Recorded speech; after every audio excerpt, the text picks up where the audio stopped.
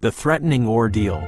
In the evening, after a day of Jesus teaching the crowds, Jesus told his disciples to row the boat to the other side of the Sea of Galilee. The sudden appearance of the trial. The Sea of Galilee is known for its sudden, strong winds that cause fierce storms. A great squall came up, and the waves were breaking into the boat, so that the boat was already filling. The disciples' lives were in danger. Among the group were experienced fishermen, Peter, Andrew, James, John. Yet they were still terrified, showing the severity of the storm. He was in the stern, asleep on the cushion. His sleep was evidence of absolute peace and complete bodily exhaustion after a day of ministry. He completely trusted his Father. The desperate cry of panic. The disciples had to wake him up. "Teacher, do you not care that we are perishing?" In times of distress, we easily doubt God's care and love, thinking he is asleep to our pain. The command of the Creator. Jesus woke up, rebuked the wind and said to the sea. The immediate command, "Peace, be still," a stern command often used to cast out demons. Jesus did not petition the Father, he gave the command by his own power. This proves he is the Creator, with supreme authority over nature. Absolute obedience. And the wind ceased, and there was a great calm. Normally, when the wind stops, the sea still has large waves, swells. But here, the sea immediately became very calm, which is a perfect and absolute miracle. Nature and chaotic forces must all obey the powerful word of Jesus. The question of faith. Jesus asked the disciples, "Why are you so afraid? Have you still no faith?" The disciples had intellectual faith, believing he was a good teacher, but lacked experiential faith, believing he was the powerful Lord who could protect them even in a life and death situation. The disciples asked one another, "Who then is this, that even the wind and the sea obey him?" The storm terrified the disciples, but the power that calmed the storm made them even more afraid and astonished. Their astonishment shifted from the fear of sinking to the awe of the heavenly person of Jesus. The trial is an opportunity to know him. Our lives always have storms, financial, sickness, family difficulties. Don't panic. Remember that he is in your boat, even if he seems to be asleep.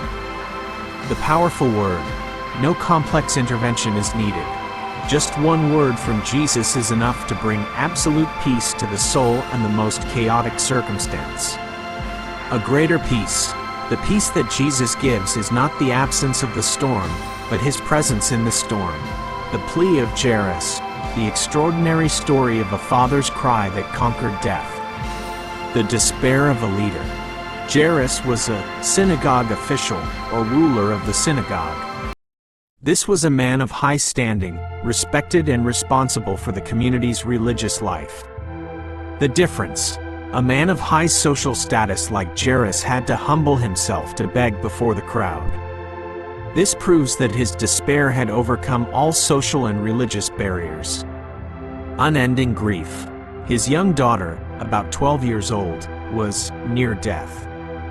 He fell at his feet, an act of worship and earnest pleading, and begged him to come and lay his hands on his daughter to heal and save her life.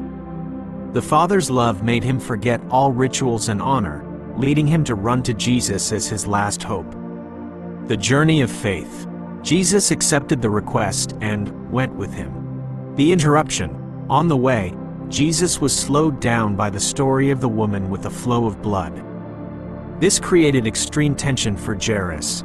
Every moment of delay could be the difference between life and death. Death speaks.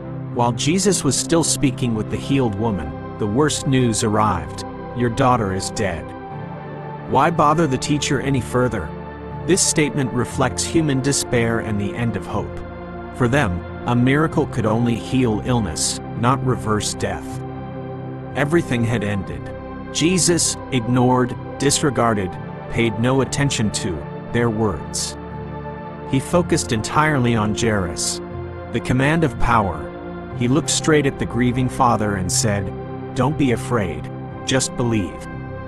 Amidst the voices proclaiming failure and despair, Jesus offered a challenge: abandon fear and grasp only faith.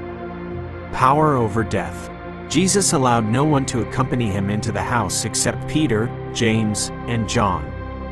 The chaos ends. Upon arriving at the house, he saw the scene of weeping, wailing, and great commotion from those mourning. He said, "Why are you making such a commotion and weeping? The child is not dead but asleep." The people laughed at him because they were certain the girl was dead.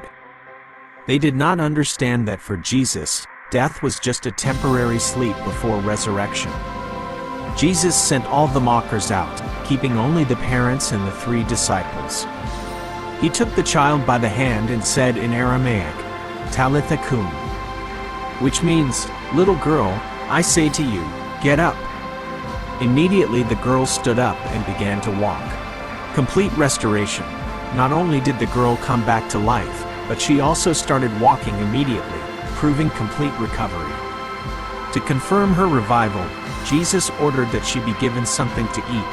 Life had returned to normal. Conclusion: Jesus has power not only over sickness but also over death itself. He is the Lord of life. The most difficult moment, hearing the news that the daughter was dead, was the time when faith was tested and needed to be held firm. He challenges us: do not believe the circumstances, just believe in Him. It's never too late. Even when your circumstances seem to have died, a relationship, a dream, an opportunity, Jesus' word can still bring life and restoration. The Widow of Nain's Tears. The extraordinary story of a sorrow that caused Jesus to stop a funeral.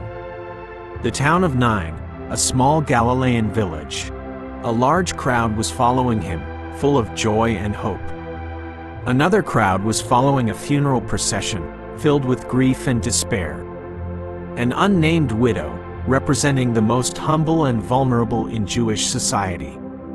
This widow had not only lost her husband but now had also lost her only son, her main supporter, only hope, and sole pillar.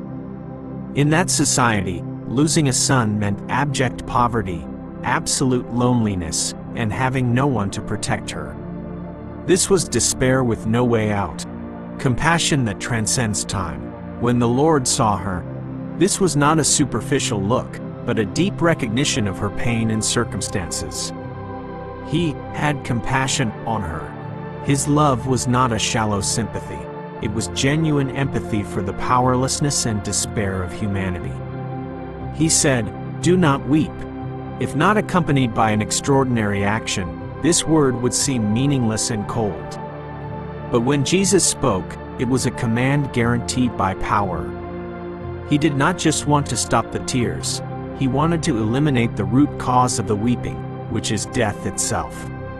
Stopping the flow of death. He came up and touched the bier. According to the law of Moses, touching a dead body caused ritual uncleanness. Numbers chapter 19 verse 11. However, just as when he healed the leper, Jesus' holy power neutralized the uncleanness. The bearers of the coffin stood still.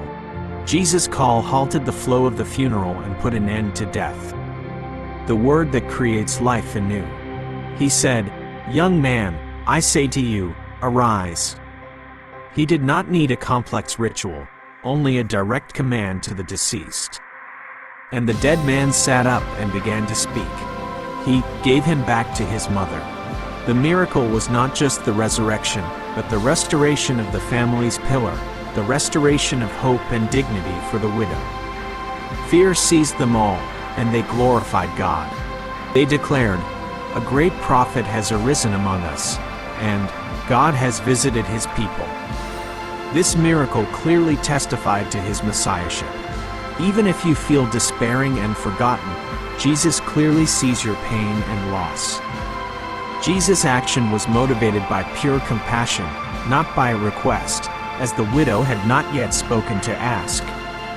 Jesus has the absolute power to intervene in things that people consider finished, dead, and beyond saving.